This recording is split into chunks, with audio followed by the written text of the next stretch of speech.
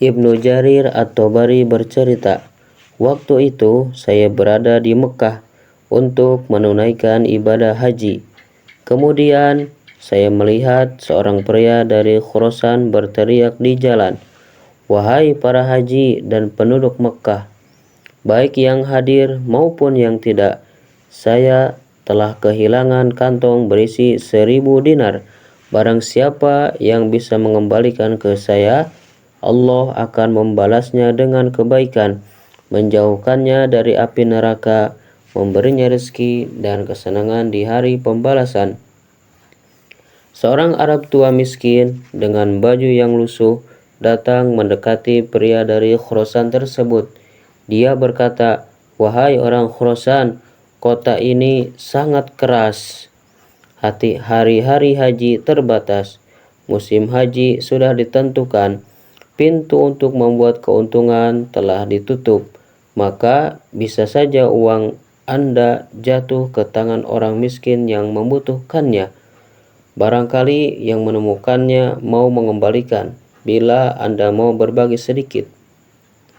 Orang Khurasan mengatakan, "Berapa banyak yang ia mau?" "Barangkali 1/10 atau 100 dinar." Orang Khurasan berkata, "Tidak, aku tidak akan memberinya uang.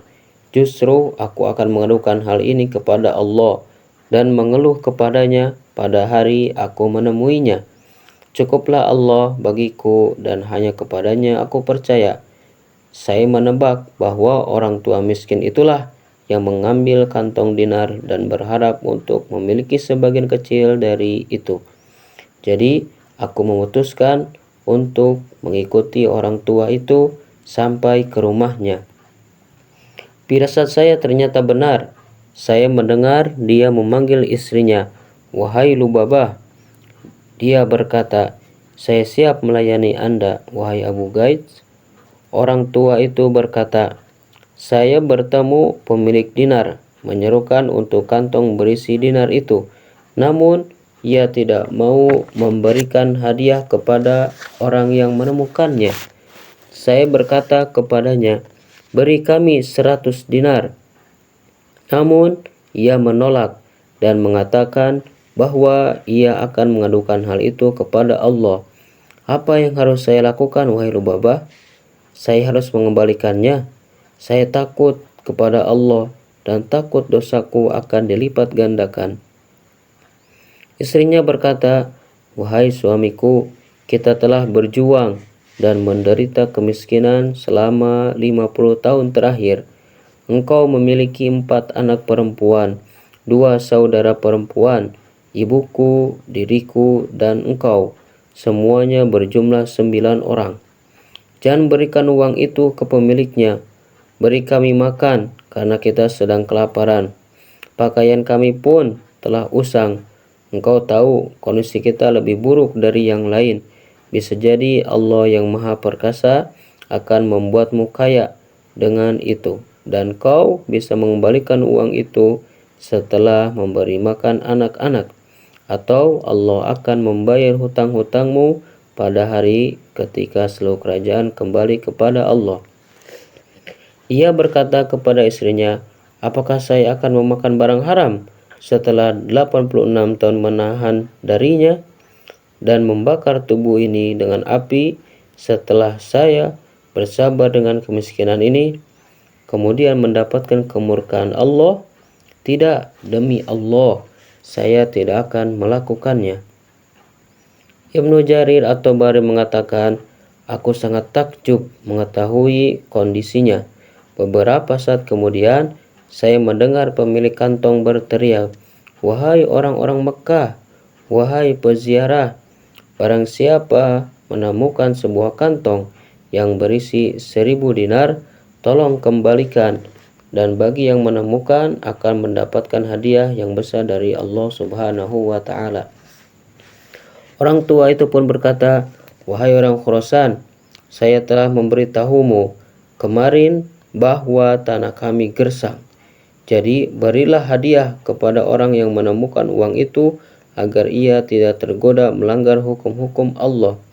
Saya telah menyarankan engkau untuk membayar si penemu 100 dinar. Tapi kau menolak. Jika uangmu jatuh ke tangan orang yang takut Allah yang Maha Perkasa, kau cukup memberinya 10 dinar saja, bukan 100 dinar. Orang Khurasan menjawab, saya tidak akan melakukannya. Saya akan mengadu kepada Allah pada hari aku bertemu dengannya. Cukuplah Allah bagiku dan dialah sebaik-baik zat yang dipercaya.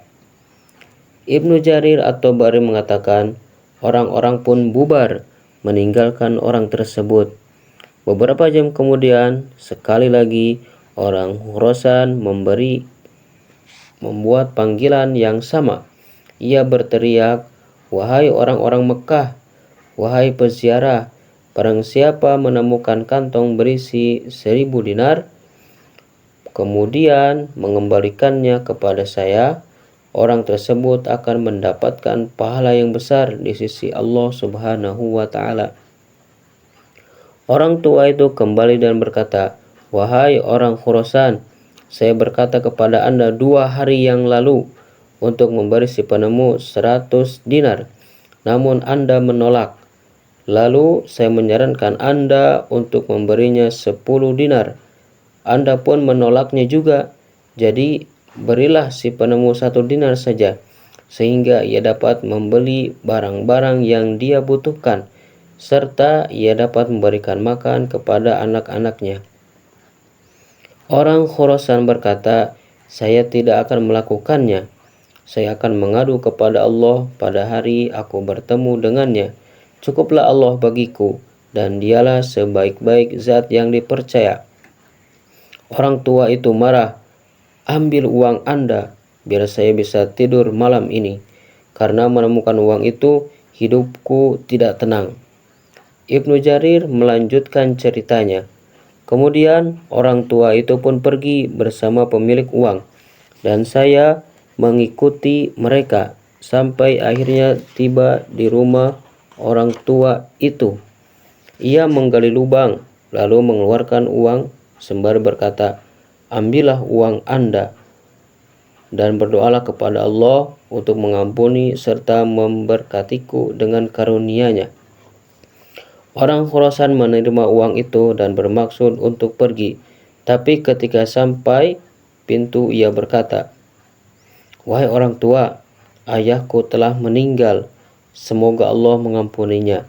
Ia meninggalkan 3000 dinar dan berpesan agar mengambil sepertiga dari uang ini dan berikan kepada orang yang sangat membutuhkannya.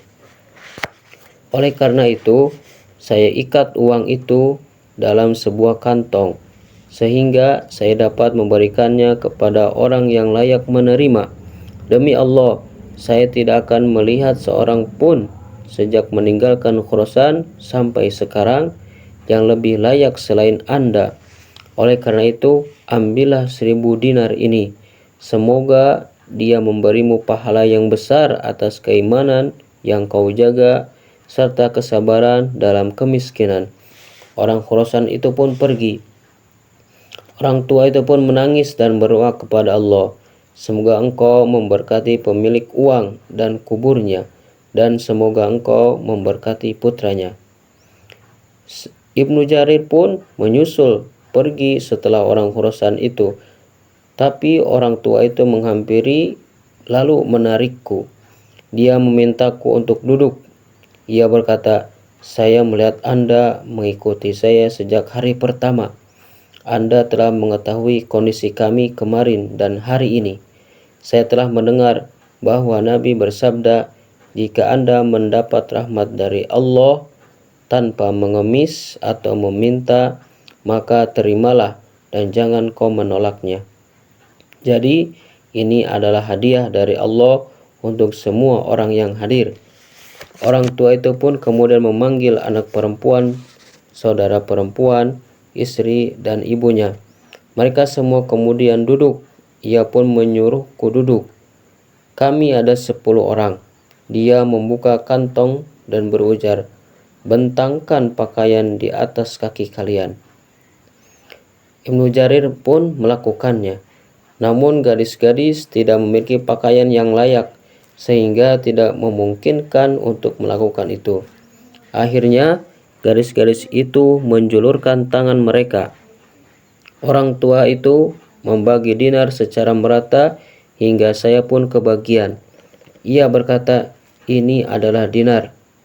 Ia terus membaginya sampai kantong itu kosong dan saya menerima 100 dinar. Sukacita memenuhi hati karena melihat kebahagiaan terpancar dari keluarga tersebut yang sangat mensyukuri setiap dinarnya.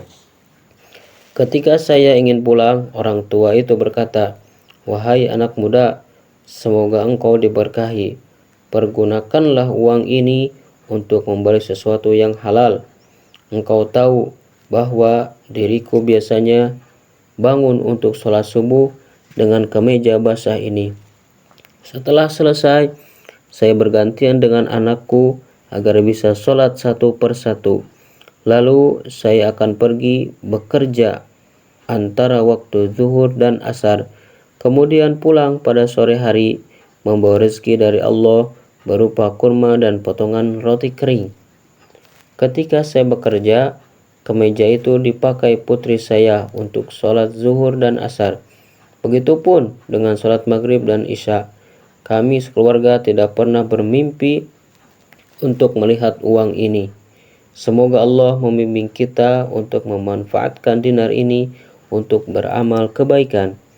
Semoga Allah juga memberkahi pemilik uang dalam kuburnya dan memperbanyak pahala baginya.